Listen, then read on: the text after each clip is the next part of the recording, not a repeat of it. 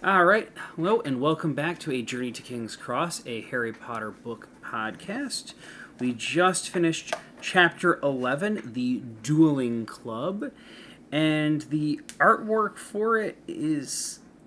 I think that's nearly... that's nearly Yeah, Headless he said Ned. because he's levitating. Yeah. You can tell by the shadow. It was horizontal. And he's smoking. And, you can actually see where, like, a little bit of there's the gap, whereas, neck and head where actually he's are. nearly headless. To be honest, the sword, like, kind of gives it away a little bit as well.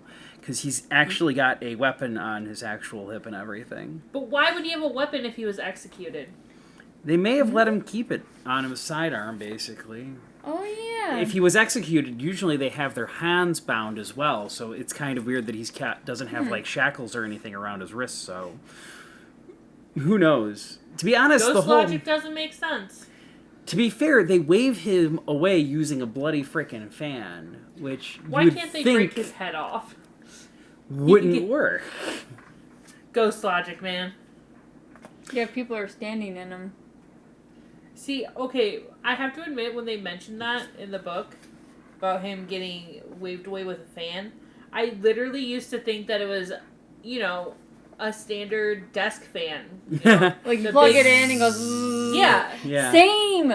But later I realized, no, that it was probably like a hand fan. Yeah, I had so that they had to literally wave at him. I had that I just realization... used to think that they blew him away. I used to think that too, and I had the realization today. I was like, wait, there's no magic.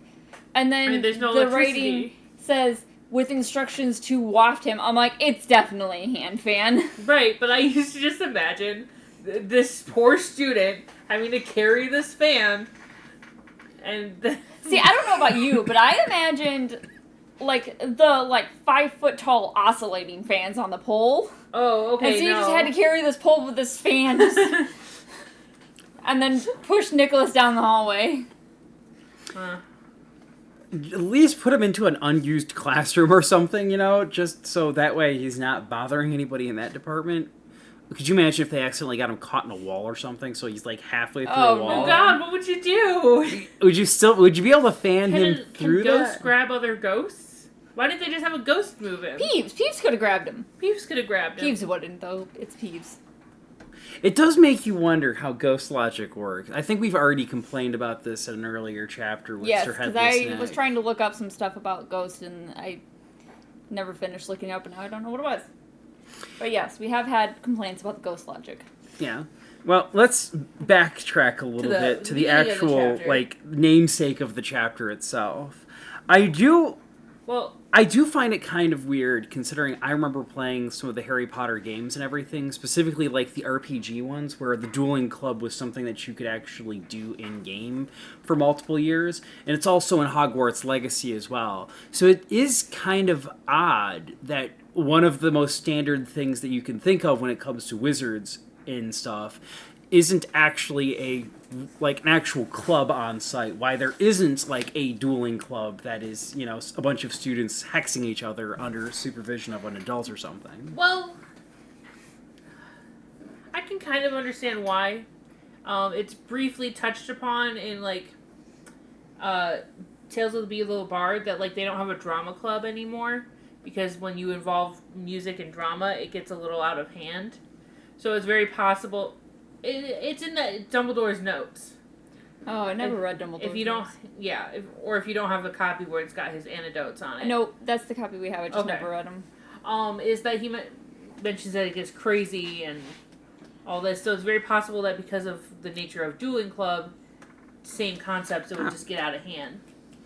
Why are you stealing my cat? Because I can steal your cat. Mean? She got up on my lap and you fished her away like She that. used me as a stepping stone. She turned your speaker on. Oh, it's always on. I don't know why it gets staticky on occasion, so I apologize if that got picked up by the microphone. Oh, I had a random thought. You guys moved on, and my brain jumped to supernatural. Why couldn't they just conjure a shit ton of salt, and then they would just make a path of salt down the hallway, and then they could just fan Nicholas, and then they would just bounce. He would bounce off the salt walls. And if you get enough momentum with him bouncing off the salt walls, he'll just bounce himself all the way down. There you go, pinball. Carry on, my wayward ghost. It sounds so disrespectful, though. Well, you have limited options. I mean, at least with the fan, there's at least some semblance of dignity to the idea. This is why we didn't put Fred and George in charge of moving him. Listen, all I'm saying is you guys mentioned, what if he got caught in a wall? You pour down a line of salt, and he can't go past the salt line. If the ghost logic in this book works the way... I mean, we could always Mario this. They have a ghost vacuum in Luigi's Mansion. That's even more disrespectful. Oh, brother. We also totally glossed over. So when Harry goes looking for Ron and Hermione, he runs into Percy being really excited. It's because he's been involved in illegal gambling with his girlfriend. Harry won the Quidditch match. Because they mention it later that he places bets on the who's going to win. Maybe it wasn't always with his girlfriend, but he was very happy after the match. So I have a feeling that Percy's like, he does this a lot, so he's always cheerful. Oh, God. Or he just got back from a makeout session with his girlfriend. That's also a possibility. A very distinct possibility. It is, I do like the red herring idea, though, that Percy was a red herring for the series, considering with the recent attacks and stuff along those lines, him being excited would be kind of suspicious to anybody first time reading the actual story and everything. That's true. I think you're right. Like, he is a red herring because he kind of just shows up. He's a very red herring. A red-haired red herring. Exactly. Like red herring. From A Pup Named Scooby-Doo, for those who are unaware of the joke on that one. But, yeah. I do like how, everybody's actually kind of interested in the idea. We also finally have a little bit of a catch-up and everything that I was complaining about in the last chapter, where Harry, feeling a little disgruntled that his friends aren't a little bit more concerned about his well-being. I get it. They should have been waiting for him to get out of the hospital wing.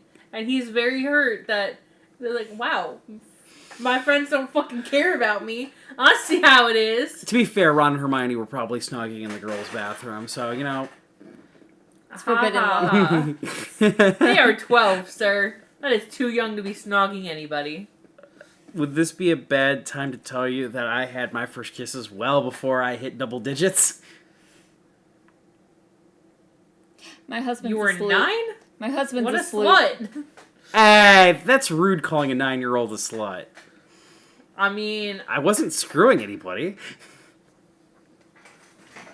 Could you call him a whore? I wasn't screwing anyone! What? Horse don't kiss. We're gonna have to definitely make sure and he wasn't getting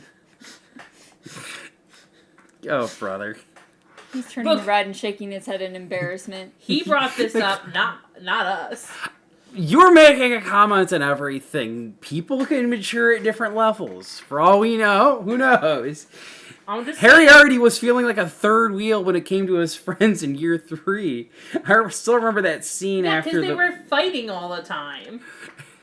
No, I remember that image from after they think that Buckbeak gets beheaded and everything, and Ron and Hermione the movie. And Harry's kind of just sort of like holding out. Yeah. Yeah. I'm just saying.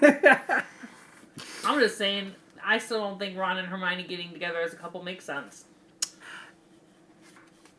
Honestly, we can get into more details once the relationships actually start up and everything. Because I think even Rowling went on record saying that was more of what she wanted rather than what should have happened.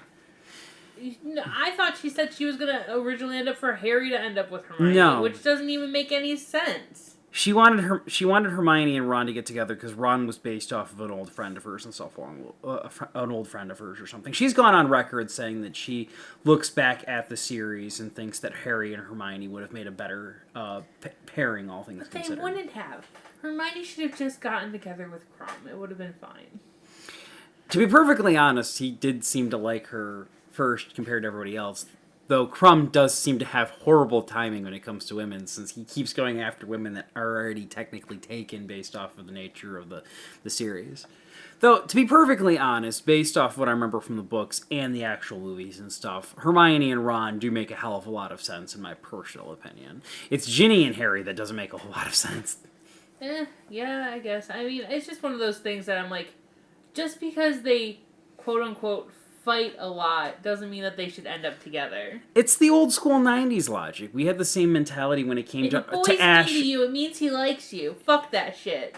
No, it's the Ash and Misty thing. It's along those lines. If the guy and girl are constantly arguing with each other and constantly hanging around each other, sexual tension is in the air. Oh God. Okay, but Ash should have ended up with Misty, obviously. I don't know. I've always been more of a Serena fan, personally speaking. You know what? I'm a fan of Latias. Or whatever that girl's name was. I don't know. No, it was Pokemon. It was Latias. I know it was Latias. And we did have the kiss and everything, so it was, you know. But we don't know if it was Latias or if it was actually What's-Her-Face. We both know it was not What's-Her-Face. We both know it wasn't What's-Her-Face. Well, we're getting off topic. Latias, look, there goes the train! What is it with you and calling people who kiss hoes? Oh, brother. Anyway. You kiss people outside of wedlock? You a hoe. Obviously. We're going Puritan's logic here. Says the witch. How dare you use my own spells against me, Potter? I don't want to get burned at the stake. No kissing. I'm definitely contemplating it now. You'd miss me too much. Yeah, every bullet so far. I need a glass of wine for this. And some popcorn? Yes. Anyway. Surprised you don't have one already. Yeah, then I would have to walk upstairs and I'd miss the show. True. There's liquor down here. It's warm. That's gross. Back to the book. Anyway, we continue on with a lot of gossip and stuff based off of what's going on in the actual school, talking about different people, like, getting charms and stuff along those lines to try and ward off things. People moving around in packs and stuff. It's actually kind of nice to see how, like, Hogwarts as an environment is being affected by a lot of this shit. Is this the chapter where Neville buys something? Yeah, I do. Yeah, because it's mentioned right here and everything that there was all sorts of a roaring trade in talismans, amulets, and other protective devices was sweeping the school. Neville Longbottom bought a large, evil-smelling green onion, a pointed purple crystal, and a rotting newt tail. Before the Hogwarts boys pointed out, yeah, he was. He's like, I might as well be a squib. I can't do magic well. Everyone knows I'm almost a squib. I do find it kind of odd in terms of the entire book series is that before a phrase is actually used, like squib or Dementor or something, it's given another name until it's actively revealed, and then it is used regularly after the fact. I noticed this while I was going through book 3 and everything and stuff, that until the Dementors actually make an appearance, they're called the Azkaban Guards. Yep. And they're not referred as the Azkaban Guards by anyone after they are revealed to be called Dementors properly. And then they also don't mention that it's called Azkaban until they mention Wizard Prison until they specifically mention Azkaban. And yeah, because I think squib is only used in first in this book and everything. It's used quite often, and then its overall use gets lowered down in later books as well. Because I think the only other occasion is what's her name, the woman who keeps an eye, Mrs. Fig, basically, when she's actually revealed to be a squib and everything and keeping an eye on things. I think it's mentioned one more time, and then after that, it's never mentioned again. Or Aurors isn't mentioned yet. Yeah. So it's not really. Just people who fight dark wizards and shit. Yeah. Yeah. So we continue to have it. I think there's also some talking about what's actually in there, like an invisible ghoul or something along those lines. And it's called the chameleon ghoul. Yeah, it's right here on the page. That can change its. Which a ghoul is different from a ghost, and I don't remember what the specific. I think Ron has a family ghoul or something. Yeah. So they're actual physical things, but they're not very smart. I think it's more like a... What's the word I'm looking... I feel like they're kind of like a golem in this point. Golem? Whatever. I get what you're saying, but I think they're more... They are organic. They're, alive and more of a... Yeah. You know what I mean? More than the golem would be. I feel like the statues that McGonagall brings to life would be considered golems during the final book and everything. True. Ghosts are the spirits of deceased people, while ghouls are often depicted as demonic creatures. Okay. Ghosts are wispy shapes, translucent presences, or realistic forms, and ghouls are usually depicted as bipedal humanoids, or may crawl on all fours, are cryptids. Cryptids are ghouls. Huh. What confuses me, though, about this is that they mention Malfoy's actually staying in for the holidays and everything, and I can't help but wonder why. With how he gets treated by his family and on a regular basis and how much they spoil his ass, it seems weird that he would not spend his... Wait, are we already on a holiday on this one? Yeah. This chapter? They're, okay, yeah. Almost. Did you Yeah.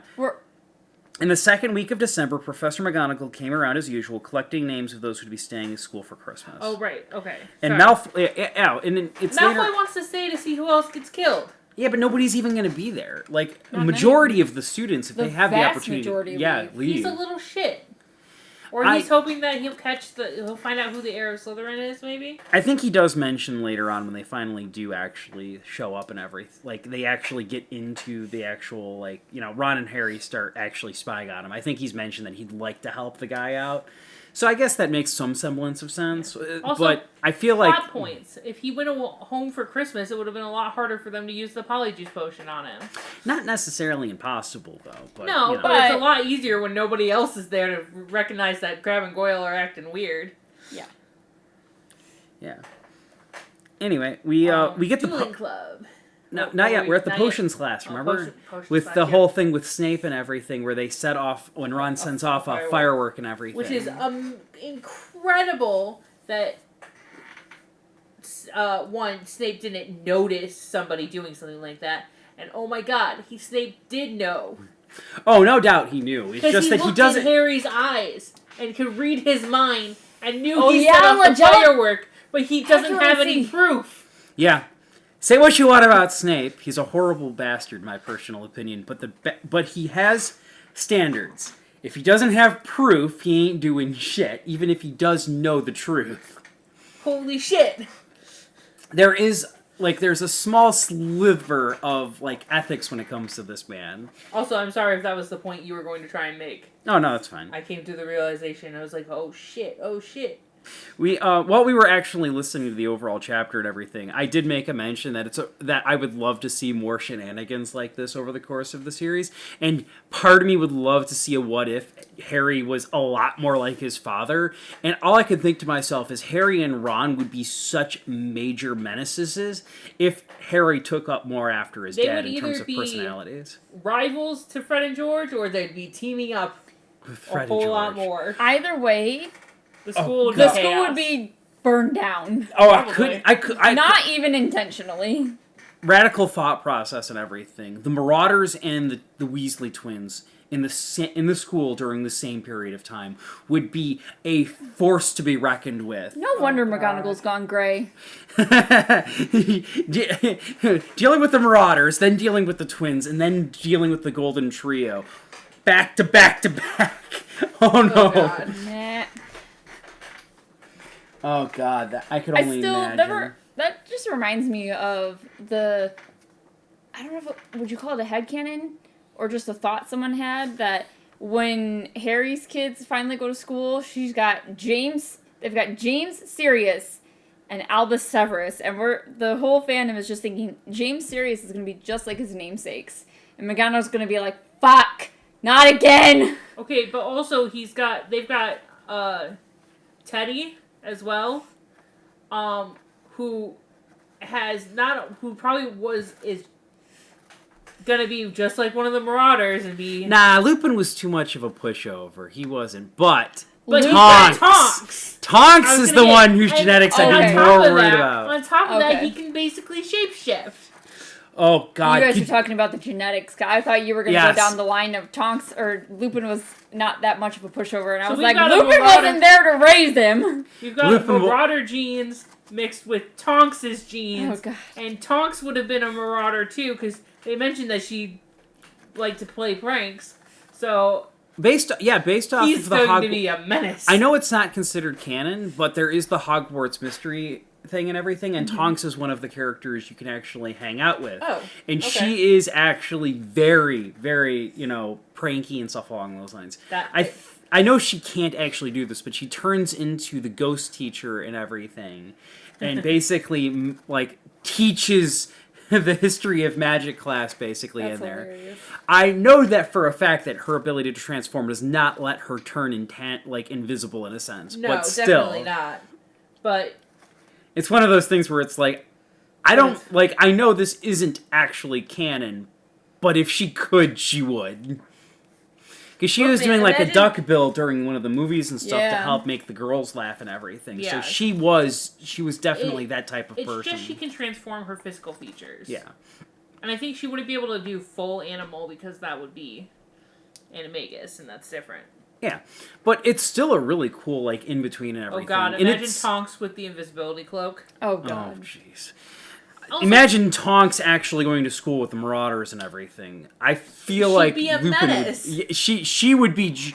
Oh dear God! That the feeding circle of how many different chaotic students the school has actually seen. Is it a wonder Peeves isn't more powerful?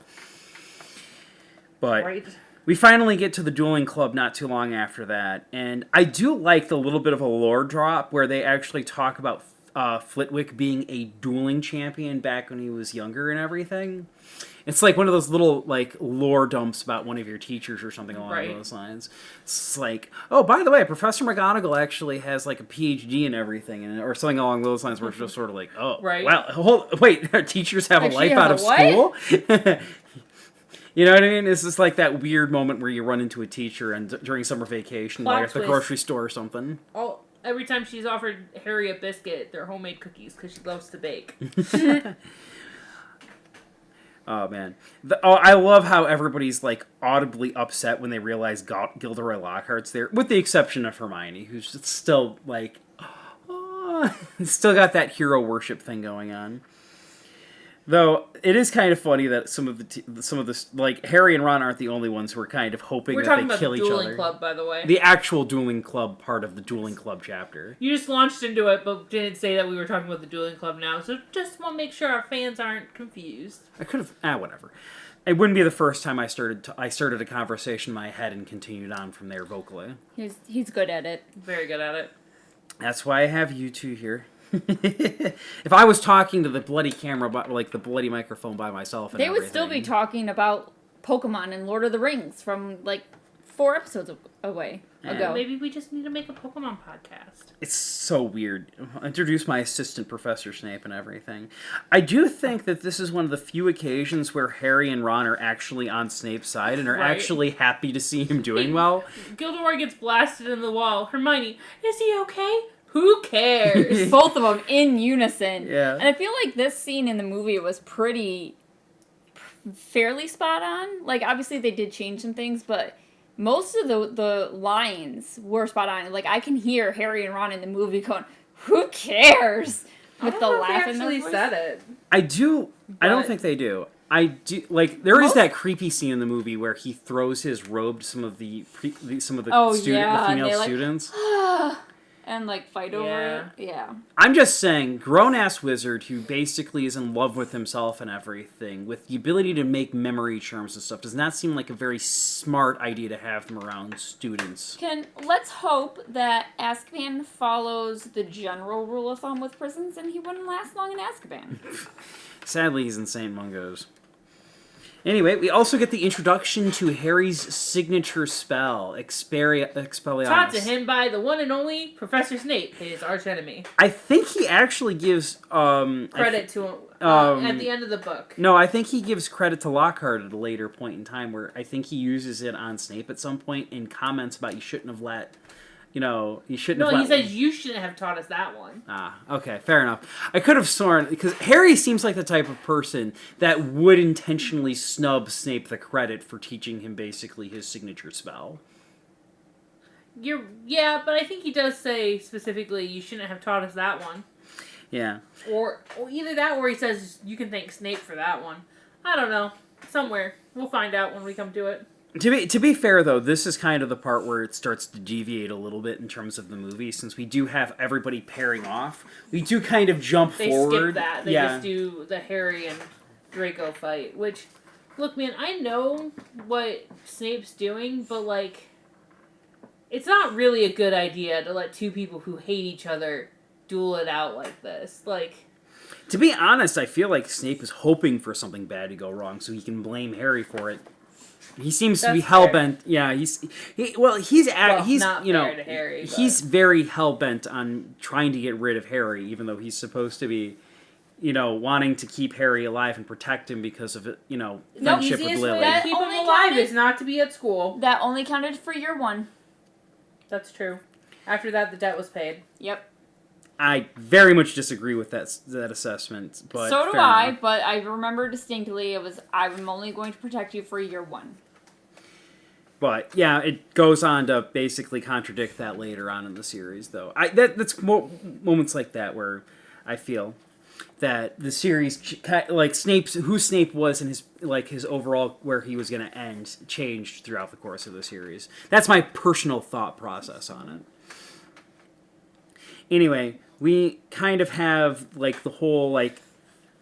I can honestly, moments like this, I can understand why a dueling club would be difficult, because all the different students start, you know, casting random spells on each other, and Hermione gets thrown into a bloody headlock and everything. Right. Like, the best way to do a dueling club is that you would have to set it up in 2 teams, offense and defense, and you have to make sure that they all are doing the same, when you're learning sword fighting. Or any other martial art. Or Harry did it with the DA. Yeah, you do a specific move, or you practice on dummies. The way that they're doing this is just kids, asking. Fight. This is asking. Oh my God, it's a child fight club. Pretty much. No, we don't talk about Fight Club. What are you talking about? I don't know. What are you talking about again? But back to the book. We also have a spell that is never used again that we all commented when it actually popped up and everything. Finite incantatem. If I'm pronouncing that properly. My Latin sucks. But yeah, it basically ends all the spells. That'd be extremely useful. I get the distinct impression the spell only works if you are sizably more powerful in terms of magical ability compared to all the other spells flying around. So I can't exactly see Snape using this during like a massive level 10 spell that only works on level 2 spells. Yeah.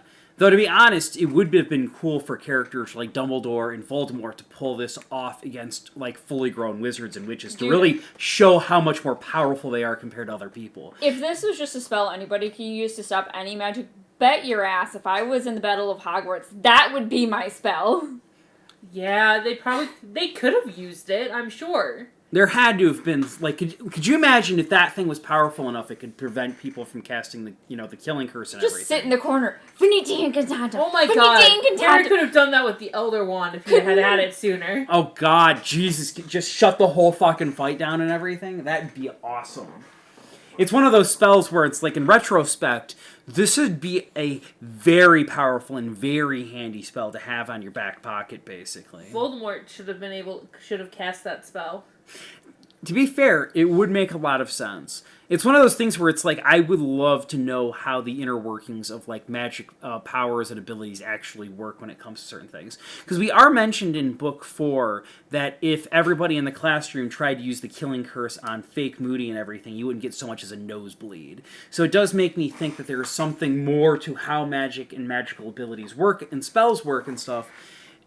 We just aren't really given a full, in-depth explanation for how it actually does. Yeah, because, they do mention that you have to mean the spell that you're casting. Like, when Harry first tries to cast Crucio, he doesn't really mean it. Which is wild to me, considering he just watched his, godfather die, basically, in front of him. You'd think that would give you all the motivation you'd need to want to inflict pain. Yeah. You're at your most hurt. It makes less sense that it went off without a hitch when, what's-his-face, one of the Carrolls, spat at McGonagall and everything while in the Ravenclaw house and everything. You know what I mean? Where it's just sort of like, how is this more, I'm going to cause somebody physical pain than the Bellatrix event in the Ministry of Magic? Anyway, splitting hairs, basically, at that point in time. But, yeah, we have, I do love how, no matter what Snape does over the course, Lockhart always figures out a way to save face or some explanation for why things are going the way they're supposed to and everything. And then, of course, we have the snake. Yeah. Which, man, that's an impressive spell, being able to just summon a snake like that. Like, aha, snake! It does make me wonder how powerful Malfoy is as he's being able to be told how to do a spell, basically, and he's capable of casting it perfectly right there and then. He was a prodigy. I mean... And again, he really wanted to cast that spell. But this is... It makes me... oh, sorry. I say this is either lends credence or contradicts. Because have we decided that Draco... Did we decide that he was a good student? Or that he was just a mediocre? I think he's a good student. Well, no, he was a good student. He was powerfully magic. Think about, for example, in the 4th book, when he makes the badges, when Fred and George try to change what they say... No, it was Colin and his brother that was trying to change them.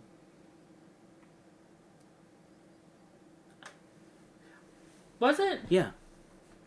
Well, either way, when they try to change what they say, it changes... but not the way they want. Like, it prevents them from doing anything to him. So I think he is pretty, like, it has, like, a counter curse to it. Okay. So I think Draco is really good at magic. May I remind of the conversation with Ollivander, that he made mention that certain wands were particularly good at certain subjects and stuff. Yeah. And certain individual wizards have specific talents. Crabbe and Goyle was mentioned later on in the final book and everything, that they finally found their talent when it came to doing dark magic and stuff along those lines. True. It wouldn't surprise me, because I think they also mentioned Harry had a particular penchant for Defense Against, which he was the only person that could beat Hermione out in any of the subjects, basically. True, and he that's was why like he the could one... do a Patronus Charm at 13. Yes. And he's really good with Expelliarmus. I think both of his parents actually had individual talents. I think Lily James... was Charms. Lily was and James was Transfiguration. No, Snape was Potions. Lily had a talent for it, but she was more of a... Lily was very yeah. skilled at charms. Proficient. Okay. Yeah, and James was the Transfiguration and stuff along those lines. So it wouldn't surprise me based off of wands and individual talents, because Neville sucks at most spells in wizardry. But herbology, was that's where his jam. Yeah, to the point where he became the teacher of it and everything. To be fair, he also didn't have his own wand. Yeah, that doesn't exactly help, but he also didn't immediately get good after getting his own No, wand. it was... He still had to work at it, and he had to work harder than other wizards in order to get up to that standard and surpass that standard. It's talent versus hard work, but if, talent works hard, they're always going to win. You know what I mean? I think there was... I think it stems down to the fact that at the end of the day, Malfoy has certain talents when it comes to certain things and stuff along those lines. Like, he seems to have an affinity for magical items and magical creations, because he's able to repair the Vanishing Cabinet over the course of a year. He's capable of crafting the badges and stuff along those lines. He's very good at specific things. The problem is those things aren't exactly classes at Hogwarts. There isn't a, crafting magical items. Street smart, not book smart. Yeah. I mean, technically that would be charms, I believe. Charms is more about enchanting objects. I'm not agreeing with that, but I don't have enough information in my head to argue against that statement, if that makes sense. I don't. It doesn't. I personally don't think that sits right, but at the same time, I'm just saying that would be the closest thing, I believe. Yeah, I would. Because you charm an object. Most charms, I guess you would say you enchant an object, but you say it's a charmed object. But anyway, so he casts a snake. We got way off topic. Which, maybe the lack of control over the snake. I do find it kind of weird, though, that that this snake specifically doesn't talk back. The one in book 1 and everything, he has a full-on conversation with and everything. Whereas in this one, he's like, he got the feeling. He got the sense. Like, maybe I'm wondering say why. Yeah. Maybe I don't understand not a sentient snake? It was because just it created from magic, so maybe it has the properties he can talk to the snake, control it with parcel tongue, but it's not actually alive. It's not actually a living being. I suppose that makes a little bit of sense and everything, but it does seem kind of odd that for some, like, because Harry not immediately brings up what he did, basically, in book 1, basically, not too long after. So it does seem kind of odd that these two times he talks to Snape are getting such wildly different results. She didn't need the Snake to talk back in this one? Yeah, fair, but you know me. You know, as like an amateur writer myself and everything. You would have. You saw the opportunity to have a Snake conversation. You would have done it. I would have made it so it was consistent. I love internal consistency when it comes to fantasy universes and fantasy stories and stuff. I'm much more Tolkien than I am C.S. Lewis in a sense. For those of you who don't know and everything, Tolkien had prior personal notes and stuff along those lines where he referred to frustration when it came to the Lion, the Witch, and the Wardrobe series, where certain fantasy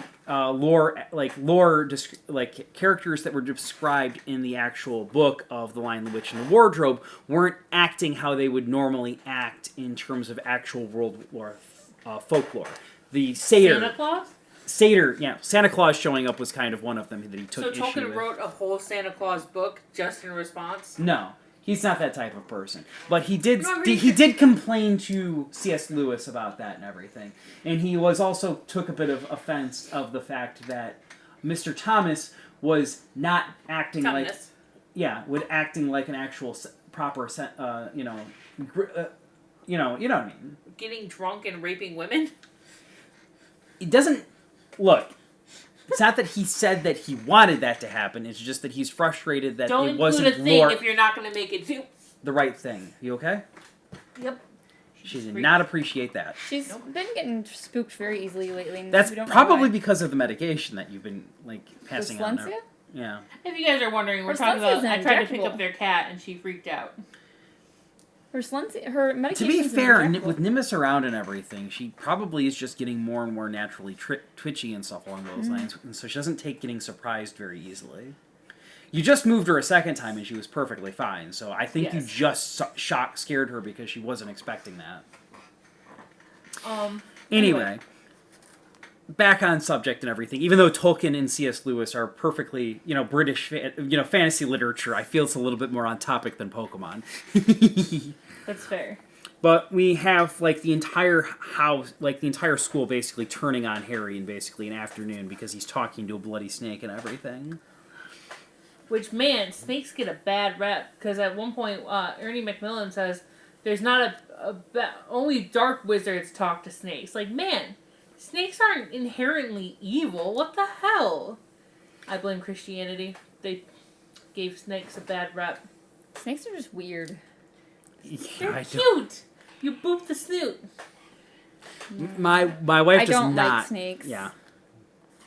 That's why I'm not allowed to have any in the house. Nope. Well, I mean, you and Indiana Jones have a lot in common. I don't think my wife would freeze up near a snake. I'd sooner see her kick the damn thing.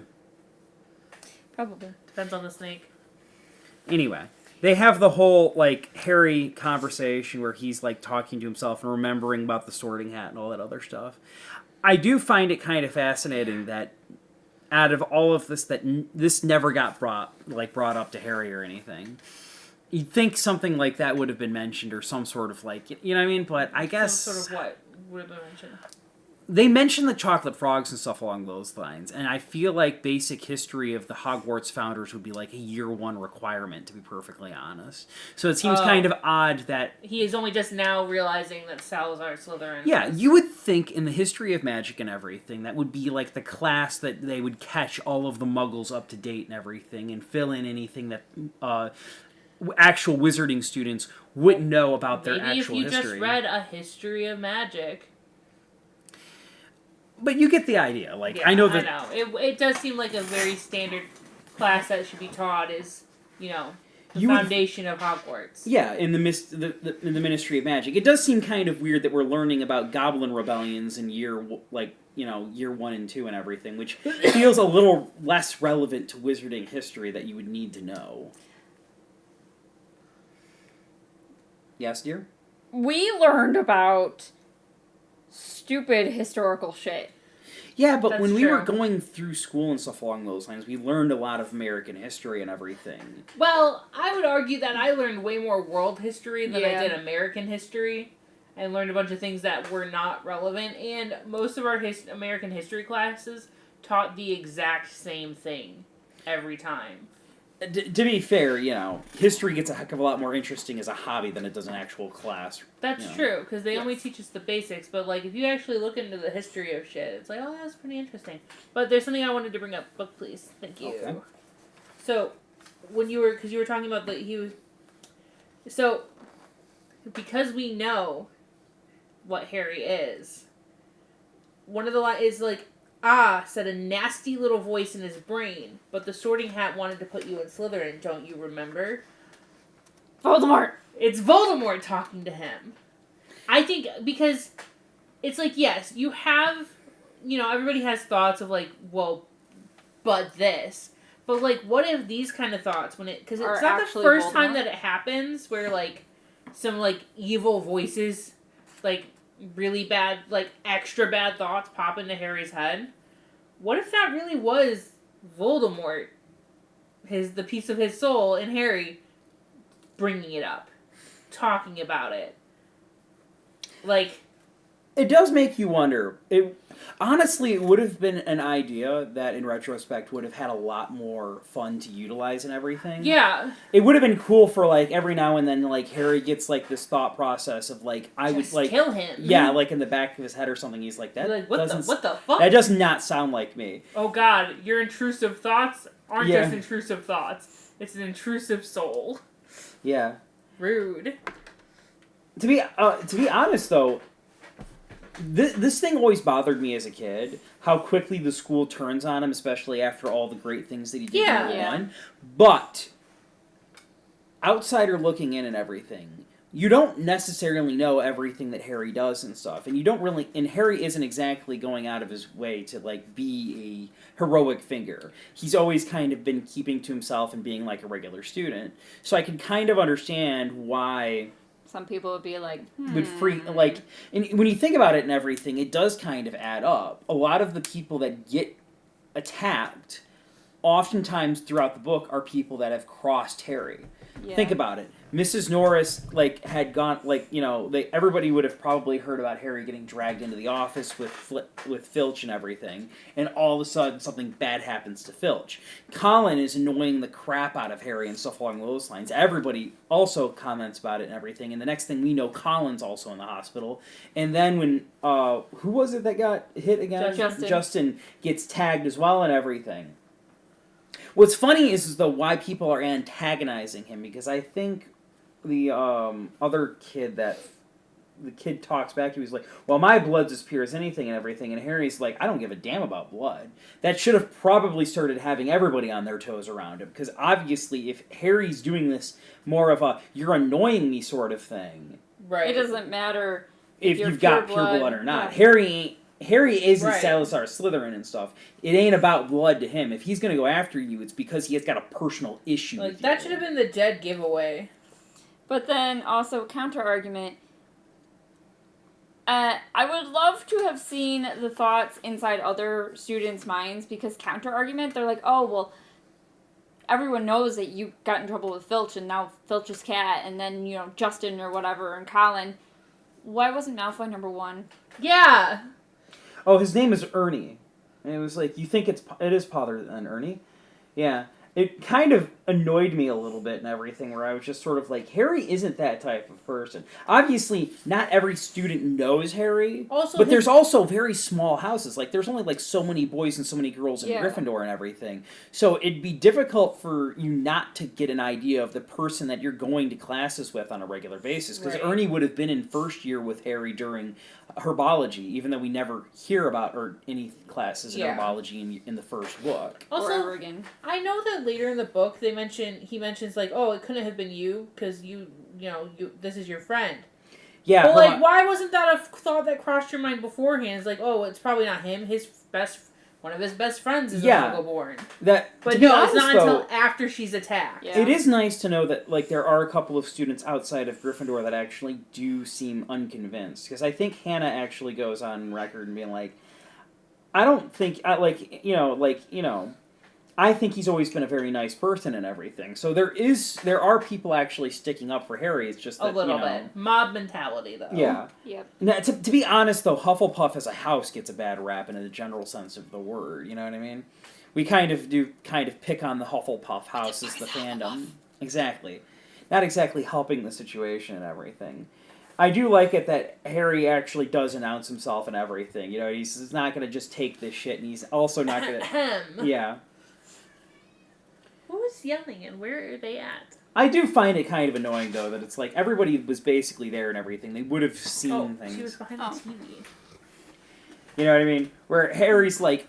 The attack happened before Harry started talking Parseltongue and everything, so it's kind of weird to me that it's like... What the heck were you watching? But then again, after, like, you know... Current events being what they are and everything, you can't help but notice that some people have a very skewed vision of reality when it comes down to shit. Right. That's as far as we're going to go on that. But, yeah. We get the, what was after that and everything? We run back into Hagrid and everything, and he's talking about, like... Needs permission to protect the... Like, Hagrid, when have you ever asked for permission? Not allowed to do magic. I feel like if given the opportunity to, Hagrid would prefer to go through the proper channels, though he obviously breaks the law a lot more than he should, given his history. Breaking the law. Especially with the frickin', like, Chamber of Secrets being reopened and everything as well. You'd think he'd be even more careful. But I do find it kind of funny. It's either foxes or a blood-sucking bugbear. And I'm just sort of like, that's a wild split in what your problem could be when it comes to the roosters. Though, I do kind of wonder with, like, we do get, like, sprinkle-fed what the monster could potentially be inside of the chamber and everything. And this is one of those little things that gets brought back up with the roosters dying and everything. And it does make me kind of wonder if, like, a basilisk is more commonly understood or known in Britain and everything, and if people who were actually in Britain growing up with this book would have been like, I wonder if it's a basilisk. You know what I mean? It's very possible. I mean, a lot of this, of the folklore is more predominant in England, where people remember this kind of thing, or, like, it got talked about more, because, like, if you think about American history, all of our folklore comes from other countries, or... The whole Puritan thing, you didn't talk about it much, but England is very superstitious. I think the closest... From my understanding, I don't want to be, like, if any of you out there are British, this is just my understanding, is that Britain is very superstitious. Well, to be fair, most of our folklore are called tall tales, so we instinctively kind of put it out there, basically. This is fake. But this is our personal history, like Paul Bunyan and the one guy that could ride a tornado. I can't remember what his name was. I don't know. I just remember Paul Bunyan. But Paul Bunyan wasn't the only, like, folk hero that we actually have here over in the States. It's just that... Appleseed. No, but he was the one I remember the most because it was Michigan. It's Michigan. Yeah. Paul Bunyan. Johnny Appleseed, I remember, because I think they had a song about Blue Ox Babe. Yeah. Yep. But we go forward knowing that this is not these weren't real people or anything along those lines. Whereas folklore back in England and other older, much more storied societies and stuff might have similar information on certain things and stuff. You know what I mean? A lot of stuff in Harry Potter as a general rule is actually based off of European folklore and everything. Maybe their folklore is more akin to our cryptid tales. That is also a possibility. We have the Jersey Devil, Bigfoot, and other such creatures running around. Well, yeah, the Mothman. The basilisk would have been more of a cryptid tale. Yeah, but it's still one of those things that was more common in Europe than it was in the United States. We went for more of the less mythological versions of creatures, I guess. I mean, Jersey Devil excluded, but America was more about, like, Bigfoot and Wolfman and things like that. Less, like, fantastical, magical creatures. To be fair, though, the Wolfman and the vampire do have European history and everything. We just associate them more with the States because of the Universal Monster movies. Yeah. True. Anyway. I was confused. Back on subject. Wolfman, not werewolf. Okay. Different. I thought you had heard me say Mothman. No. But I didn't realize... Wolfman's a newer thing, though. I didn't realize there was a cryptid called Wolfman. There's the Michigan Dogman as well. The Dogman. There's like you can go to each state and everything, and there's like they have their own cryptids, like multiple. Also, ones. man, we'd get in so much trouble if we were in Appalachia right now, mentioning these things by name. Good thing we're not in Appalachia. Yep. Anyway, we finally get the. This is the one that I feel like should have paused people though, because Nearly Headless Nick also gets caught in the crossfire, and. While Justin gets screwed over, Nearly Headless Nick never did anything to cross Harry. Yeah. He's the Gryffindor ghost and everything. If Harry was responsible for this, Nearly Headless Nick went out of his way to help him this year and everything when he got locked in with, like, you know what I mean? Yeah. It's like, And Harry went to his death day party. yeah, like we're cool with Nick. We're cool with Nick. Why would Harry go after Nick specific? Like, you know what I mean? Like you know what I mean? Like I get it that the focus is definitely on the poor student and everything that got screwed over and everything. But, like, if you could attack the dead, too. That's terrifying. That you'd think Peeves, if he honest to God believed that Harry was the one responsible for this and stuff along those lines, would have started, being as simple, like, being his little two-faced bitch self, basically, like he is in the third book when dealing with Dumbledore. Be like, oh, shit. Harry's not only packing heat, he's packing heat that can hurt me. Peeves probably doesn't care or believe it's Harry. He probably is just there for the chaos. That's what the chaos. That's what part of me thinks, that he knows damn well that Harry didn't actually do this. Which is maybe why McGonagall is just like, all right, Potter, let's go. Like, let's just go talk to Dumbledore. I feel like she's got some concerns, though. I feel like after a certain point in time, with the fact that Harry keeps showing up at the scene of almost every single... Her concern is probably more about, why are you always here? Especially after that incident with Peeves, that does make a good point. Her having been a teacher, she probably is like, all right, Peeves is still too much. Peeves. This is too much of a coincidence, Potter. I need to take you to Dumbledore. Ooh, also, on top of that is, Harry, I know it's probably not you. We're going to send you to Dumbledore to help negate these rumors. To make people think that he's not just getting away with things. That if he goes to Dumbledore, it'll help. Yeah. But I feel like Peeves probably does in that moment. Peeves is a little shit. Well, he is, but the fact that he's still being a little shit and still causing chaos after seeing that ghosts are not immune is probably telling McGonagall, okay, Peeves doesn't think this is Harry, and if Peeves being everywhere... Yeah. Peeves isn't scared of him, so therefore Harry probably is not the actual culprit. It is kind of funny, though, that we finally get the introduction to where Dumbledore is and everything, behind the Gryffindor and everything. Lemon drop. And, okay, before we actually start wrapping things up, since we just got to the end, basically, of Chapter 11, you know how, like, the Chamber of Secrets is Salazar Slytherin's creation. I've always been kind of curious about the idea that each of the Hogwarts founders have a secret chamber, as it were. Wasn't the Room of Requirement Ravenclaw's? That's what I've always thought. But no, it's never actually confirmed any Slytherin is the only one that is directly associated with a hidden room in Hogwarts with the Chamber of Secrets. But my overarching thought process always been that Ravenclaw was the Room of Requirement, and the headmaster office, since Gryffindor was the last of the four founders that actually continued to survive and stuff along those lines, that the headmaster's office behind a Griffin door was actually his creation. Does that mean Helga's was the kitchen?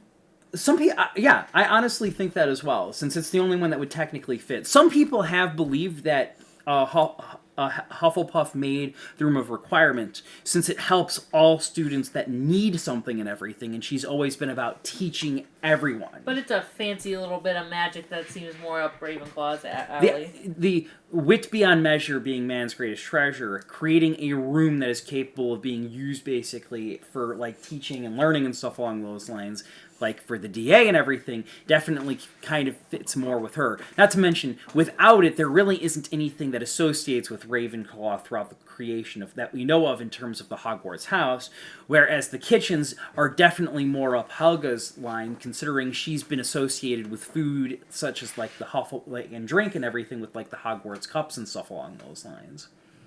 I always liked that idea that each and every single room. By the way, the Gryffindor pun comes from the fact that there is a podcast I took inspiration from and everything, from the Super Carlin brothers and everything, that they've actually like made a podcast called Through the Gryffindor, basically. And that's kind of like where I got the inspiration for this one and everything. I'll fully admit that I stole that idea, basically, at this point. But I had much different opinions of them and everything and felt like I wanted to share mine with the internet, even though I'm nowhere near as successful at it as they are. But we do have, like, it's one of those things where it's like, I don't think Rowling came up with that idea, to be perfectly honest, but it fits so freaking well that in my personal headcanon, this was Gryffindor's, sleeping area and stuff while he was alive at Hogwarts, basically. Fair enough. Makes sense. Yeah. So, I think that, it does, like, I feel like the other rooms would also work, like the actual main houses, like common rooms and stuff with each of the houses could also technically qualify for, like, their actual locations. But that would kind of be like, where did the students sleep before that point in time, Well, we still don't know where all of the teachers sleep, technically. I could have sworn in some versions of games or something along those lines that's implied that their actual rooms are connected to their classrooms in some way. Because in Hogwarts Legacy, the teachers' rooms are connected to the classrooms. For some of them sleep in the teacher's wing. Oh, okay. Because I do think that they have to know where they sleep, because I think at like some point in time somebody has to get a hold of McGonagall or something, because Harry was having a fit during, I think, book 5, because that was the point in time where he started getting the dreams and stuff about, like, Voldemort's memories and getting his personal, like, viewpoints and stuff along those lines. But that could be me misremembering it and thinking of the movies. As the series goes on, I'm more familiar with, like, the first half of the series than I am with the back half. I never went back and reread the final book of Harry Potter after initially reading it, so when we finally get to that point, I'm going to start being like, oh, wow, because I zipped through that final book, and to be honest, I love the movies and everything, but I don't watch the later ones nearly as much as I watch the first ones. Because every time we got a new book, we'd reread the first few books. Mm-hmm. The first books and movies are always nostalgic to me, because that was like childhood, versus the rest of them are all like high school. Or farther on. Or farther. I can't remember when exactly, like, the final movie came out, but we were dating by that point in time, and we didn't really... So it was definitely over, like, that was 2010 and later. Yeah. That was at the point where I was capable of driving and stuff along those lines. Anyway, that pretty much wraps up everything for Chapter 11. So much for the long chapter being the short video and everything, since we've almost gone for basically an hour at this point. We had a lot to talk about this time, apparently. I mean, fair. Any extras, any final closing comments or anything along those lines? Lemon drop. What a password, eh? It's fantastic. Very Muggle, in my opinion. Considering almost all of the other passwords are usually some sort of... Like Muggle candy. He has, like, nougat cream as one, too, I think. That sounds like him, but I couldn't remember what book that would have been used. I don't remember. It is kind of wild, though, because we always envision Dumbledore and Harry having a conversation with each other at the end of the year. And I think this is technically the first time that we actually get to go to the headmaster's office. And the wild thing is I know in the movies, the final comments and stuff between Harry actually happen in the headmaster's office. In the book, it's in McGonagall's office. Is it? Yeah, it's they don't know Dumbledore's back when they finish up everything in the Chamber of Secrets and everything. So they went to McGonagall because she would have been acting headmistress at that point in time. Then the video you sent me of how far Ron actually had to travel to send a letter needs to be updated from the Transfiguration room. Yeah. Oh yeah, that was... so somebody... It still would have been a walk. Somebody in Hogwarts Legacy decided to do the trek of when Dumbledore sends Ron to send a letter to get Hagrid back, the trek from where Ron was to the Owlery. Which in Hogwarts Legacy is... one hell of a walk. Hell of a run. Thank God for fast travel in that video game, because as much as I love explore... You know what? Ironically enough, I never actually used fast travel that often until I was outside of Hogwarts. When I was in Hogwarts, I walked wherever I wanted. I walked everywhere and got lost. I'm like, where the hell am I going? When I was outside of it, when I was like in the area outside of Hogwarts and everything, then I was Hogwarts, this is what you do. Step, step, Revelio. Step, step, Revelio. Step, step, Revelio. I heard that we're getting a little bit of DLC for that game, and I've also heard mutterings of a sequel and everything. I remember when they first started having rumors and stuff that there was thought processes that it might have been a Snape-focused game, basically taking place during the Marauders era.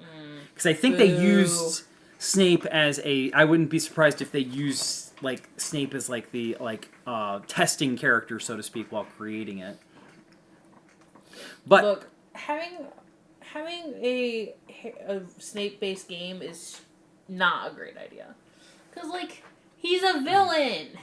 He's a villain. Antagonist. I wouldn't call him a villain, even if he's not a great... children. Yeah, he's not a good person. But anyway, we should wrap this up. Yeah, we're already over the hour mark at this point.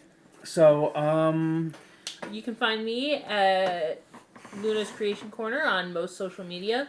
Hopefully by the time you're watching this, TikTok has not been banned, and that ban will not go into effect. Fingers crossed, because I don't know if I can live without TikTok anymore. There's always YouTube Shorts. Not the same. It didn't have to be, but we lost Vine. If we lose TikTok, we'll just move on someplace else. That's true. But if you're looking for something new to check out, you can check out my FlossTube videos here on YouTube under Brandywine Stitches, or I'm on the rest of the socials at Hockeytown Candle Co. Especially if you're like me, who just can't get enough of Miss Brandy over here. I'm pretty quiet now, but just wait till I'm on the FlossTube. Anyway, I ramble. I'm still going through my Persona 4 Golden playthrough and everything, if anybody actually still wants to see me and everything on that. I'm getting close to the end of that game and everything, so maybe by the time this comes out, I might be on to the next one, but I do try to make sure I play at least for an hour or so on Wednesday nights, basically, for anybody who's actually interested. Anyway, that wraps everything up here, so who wants to do the honors for the sign-out? Until next time, keep your wands at the ready.